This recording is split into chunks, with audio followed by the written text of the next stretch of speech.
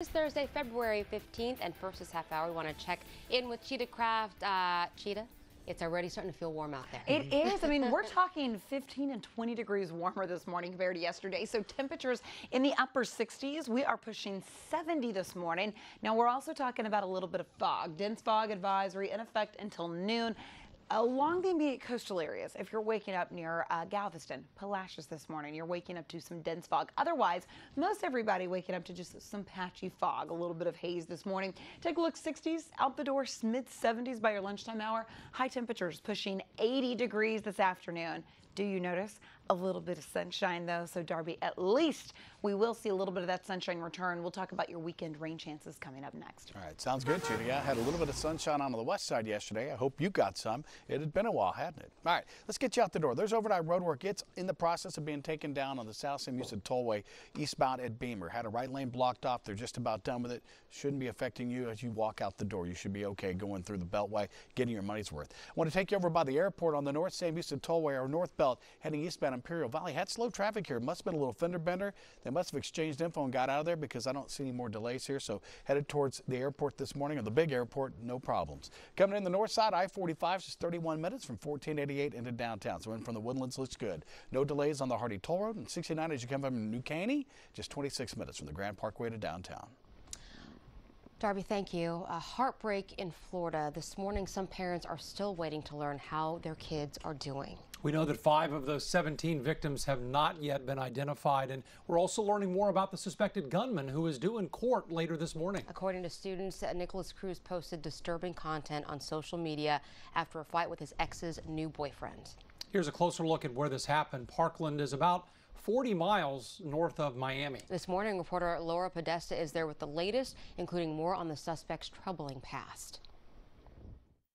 As the school day ended, police say 19-year-old Nicholas Cruz fired a hail of bullets into classrooms at Marjorie Stoneman Douglas High School in Parkland, Florida. Bullet holes can be seen on this laptop computer in the classroom. He went up and down the hallway, just banging and shooting into the classrooms. He shot through my door. I think about 3 in my classroom got hurt. I just saw blood everywhere. Cruz was heavily armed with what is believed to have been an AR-15 semi-automatic rifle. Law enforcement sources say shortly after he entered the school, he pulled the fire alarm. He got us out of our classroom slowly and in a large group of unprotected targets. Cruz was picked up off campus without incident. Last night, investigators searched the home where the 19-year-old was staying. A lawyer representing the family that lives there says Cruz was not related to them. They took him in about 3 months ago after his adopted mother passed away. His adopted father also died some time ago. Other than maybe he was a little depressed because of the mother situation, seemed absolutely normal. They are shocked, cannot believe this. Apparently he had some problems at the school earlier, some fighting, but nobody saw this coming. Law enforcement confirms Cruz had been expelled from Marjorie Stoneman Douglas High School for, quote, disciplinary reasons. One classmate who is counting her blessings says she spoke to Cruz as he was walking out with the evacuating students. He was trouble in middle school, so I kind of joked to him about it and said, I'm surprised you weren't the one who did it. And he just gave me a huh? Authorities say they will be looking at Cruz's social media accounts as they try to piece together why this happened. Laura Podesta, CBS News. Well, this kind of thing is hard to talk about if you're an adult, so imagine how difficult it must be for children to process what happens. Brandy's here now with some ways that you can start the conversation with your kids. Brandy, obviously this is not easy. No, not at all, Russ. Talking about school shootings is incredibly difficult and really not one a parent ever wants to have. It means that we have to face what is a pretty terrifying reality. But counselors say depending on how old your kids are, it might be time. We all want to be able to say something like the shooting at a Parkland, Florida high school won't happen here. But after so many school shootings, no one can say that with absolute certainty. Well, you can't live in a world where you think it can never happen here. Yes, it can. And so parents have to be ready. Certified professional counselor Bill Prasad says the conversation you have, the details you dig into, it all needs to be age appropriate. Parents should plan out the conversation, talk to one another as to how we will handle it, because more than likely that topic is going to come up. For preschoolers and elementary age kids, he says, wait until they bring it up. If they do, offer a few details, but emphasize that they are safe. You don't need to worry about training them for how to respond to a mass shooting. Schools tackle that. If you have teens, Prasad recommends DVRing 30 minutes of coverage, screening it first, then watching it together. That way you're there if they have any questions. And keep an eye on how they're dealing with the stress of the topic. Some kids may regress as a result. A child who is potty trained might have an accident, or a child might have separation anxiety. A teenager might start to isolate or act out even more. So I have to say, this is advice I really wish that I'd had back in 2012. 20 kids were killed at Sandy Hook on my daughter's 5th birthday, and it's something you really want to kind of talk out with them in the moment. But Prasad says only at that age should you talk to them if they bring it up, and you should offer very limited details. Otherwise, it can really cause them a lot of stress. Imagine the stress you're feeling. Kids feel it even more. Yeah, that's always the challenge too, right? Because you know they've probably heard about it from others. How much do you get into it? Where's that line to stop once you start talking about it? And that's the challenge I've always had. Yeah, and we can answer some of those questions. I'm going to be doing a Facebook Live with Bill Prasad in the 6 o'clock hour. So hold on to your questions if you have them. Russ, we'll ask him that one in just about an hour. Okay, Brandy, thanks. So we're updating this story for you at all hours, by the way, at KHOU.com. You'll also find information there on how local school districts here in the Houston area are reacting to this attack.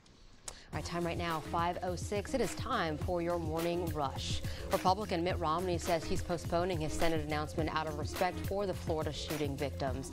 Sources say the former presidential candidate is running for the Utah seat being vacated by Orrin Hatch, who is retiring. The custody hearing continues today for the 12-year-old boy whose father was killed by an FBI agent during a botched rescue. Ulises Valladares was kidnapped from Conroe. His son is currently with CPS, but family members want custody.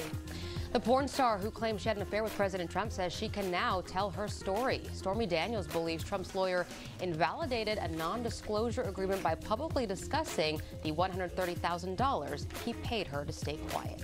And the Rockets are on fire. Overnight, they moved up to first place in the Western Conference standings after the Warriors lost to the Trailblazers.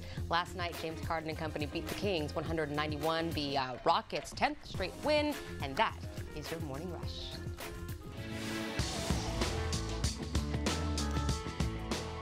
.507. Good morning to you on this Thursday. We're starting off yet again with a little bit of fog. We are under cloudy skies, but notice the downtown skyline. At least we can see the buildings at the lowest level. It's mainly just the cloud ceilings that have continued to drop. Now we are humid, so two things I want to prepare you for. Temperatures in the upper 60s. No need for the coats today. We're building quickly throughout the day, and then that southeast wind is going to continue to pump in that additional relative humidity.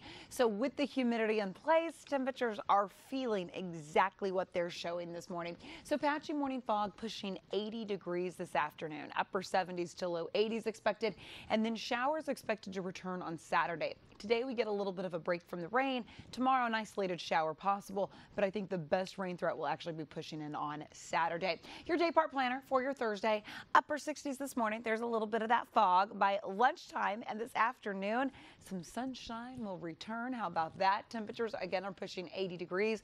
Overnight tonight we should be in the upper 60s to low 70s, so another very mild night tonight. You probably had to go from the heater to the air conditioning, right? We've been talking about that on Twitter this morning. It was a quick turnaround. Temperatures in the mid 70s for your Friday. By Saturday, that's when that cold air behind the cold front starts to push through. Upper 60s, the chance for a few showers. That's about it. By Sunday, we're already back into the upper 70s, and we actually level out in the mid 70s every single day next week, Darby. All right, thank you, Cheetah. Well, it's a quiet morning now. All of our overnight roadwork is gone. You have visibility out there, plenty of fog, but it's above ground level, so getting where you need to go should be okay. We look over to the east side, so if you travel Highway 90, coming in from Dayton or Crosby, I-10 in from Baytown or Channelview, and 225 if you're coming in from LaPorte or headed to the refineries this morning, we're checking you out. We take a look at our Houston TransStar shot. I-10, the Baytown East Freeway, here at Magnolia Street. Actually, the tail lights, that's all eastbound traffic heading towards Baytown. It's an interstate, so it gets about equal volume here. Coming inbound, you see there is volume, but for the most part, you're running delay-free. Travel times look good. 28 minutes from the Grand Parkway in Baytown all the way into downtown. 90, coming in from Dayton or Crosby, just 14 minutes. Crosby-Lynchburg into I-10, so no problems there. And then 225 if you are headed to the refineries. Both ways between 146 and 610 should only be a 14-minute ride.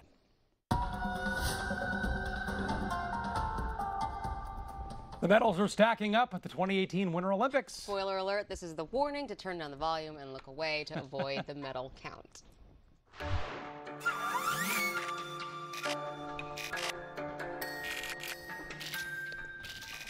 All right, and here it is. Norway has taken the lead with 16 total medals now.